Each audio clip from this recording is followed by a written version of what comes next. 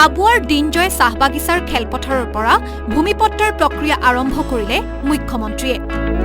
হাজাৰ হাজাৰ চাহ শ্ৰমিক পৰিয়ালৰ উপস্থিতিত মুখ্যমন্ত্ৰীগৰাকীয়ে চাহ শ্ৰমিকক আনুষ্ঠানিকভাৱে প্ৰদান কৰিলে ভূমিপট্টাৰ প্ৰপত্ৰ।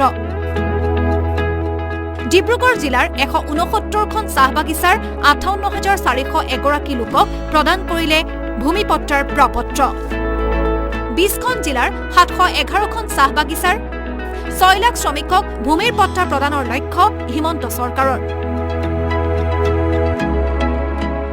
উল্লেখযোগ্য যে মুখ্যমন্ত্ৰীগৰাকীয়ে প্ৰপত্ৰ প্ৰদান কৰি ক'লে আজি সমগ্ৰ অসমৰ বাবে আনন্দৰ দিন। প্ৰপত্ৰ প্ৰদান কৰাৰ লগতে মুখ্যমন্ত্ৰীগৰাকীয়ে ক'লে বিধানসভাত চিলিং আইনৰ সংশোধন কৰিছিলো। বিধানসভাত আমি চিলিং আইনৰ সংশোধন কৰিছিলোঁ আৰু চাহ বাগিচাৰ শ্ৰমিকসকলৰ মাটি চৰকাৰীকৰণ কৰিছিলোঁ। আজি আমি মাটিৰ প্ৰপত্ৰ বিতৰণ কৰিলোঁ আৰু প্ৰপত্ৰসমূহ পূৰণ কৰি শ্ৰমিকসকলে চৰকাৰক উভতাই দিয়াৰ লগে লগে বাগিচাত মাটি প্ৰদানৰ প্ৰক্ৰিয়াটো আৰম্ভ হ'ব। চাহ বাগিচাৰ শ্ৰমিকৰ মাটি চৰকাৰীকৰণ কৰিলো। নিৰ্বাচনৰ পূৰ্বে ভূমিৰ পট্টা প্ৰদানৰ আশ্বাস মুখ্যমন্ত্ৰীগৰাকীৰ।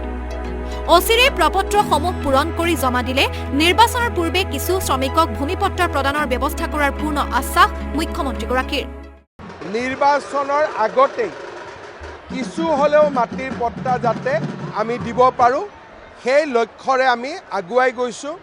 তাৰ কাৰণে কামটো অলপ স্পীডো কৰিছোঁ। যদি শ্ৰমিকসকলে আমাক সহযোগিতা কৰে, প্ৰপত্ৰ আদি ততাতৈয়াকৈ ফিল আপ কৰি ঘূৰাই দিয়ে, তেতিয়া আমি খুব দ্ৰুত গতিত অহা 20-25 দিনৰ ভিতৰত ইলেকশ্যন ডিক্লেয়াৰ হ'ব। কিন্তু তাৰ আগতে আমি কিছু হ'লেও মাটিৰ পট্টা দিবৰ বাবে চেষ্টা কৰিম। আজিৰে পৰা চাহ শ্ৰমিকসকলক ভূমিৰ পট্টা প্ৰদানৰ প্ৰক্ৰিয়াৰ কাৰ্যসূচী হাতত লৈ মুখ্যমন্ত্ৰীগৰাকীয়ে চাহ শ্ৰমিকসকলক লৈ চৰকাৰে গ্ৰহণ কৰা পদক্ষেপৰ কথা সদৰি কৰিলে। চাবুৱাৰ পৰা নিতুল গোহাঁইৰ ৰিপৰ্ট, আছাম টক্স।